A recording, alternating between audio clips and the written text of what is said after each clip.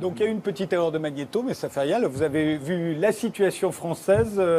Alors est-ce qu'il y a de quoi se réjouir, Bernard Leroy ? Non, je pense que la situation est très grave et l'organe international de contrôle des stupéfiants va sortir son rapport le 2 mars. Et vous verrez qu'il y a eu l'an dernier 600 nouvelles substances qui ont été mises sur le marché. On a également un taux de mortalité phénoménal autour de la drogue, que ce soit les victimes d'overdose ou les règlements de compte autour de la drogue, notamment en Amérique du Nord. On a une remontée formidable de la consommation d'héroïne dans ces pays-là. On a un cannabis de plus en plus fort sur le marché. Donc effectivement, pas de quoi se réjouir. Emmanuel Auriol, vous, à ce qu'on vient de voir, donc la situation française plus particulièrement, vous répondez par le fait qu'il faudrait légaliser en fait.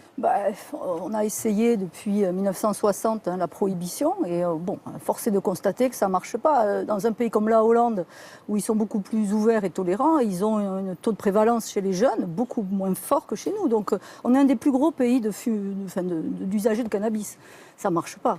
On ne contrôle rien. Alors, on a vu récemment The Economist, dont la couverture incitait à légaliser les drogues. On a vu la couverture également des Inrecuptibles. On a vu Le Parisien, même aujourd'hui en France, en parler. Il faut dire qu'un médecin avait relancé le débat en France, pour une fois. Mais partout ailleurs, le débat a lieu. Alors, allons-y, allons voir ce qui se passe à l'étranger.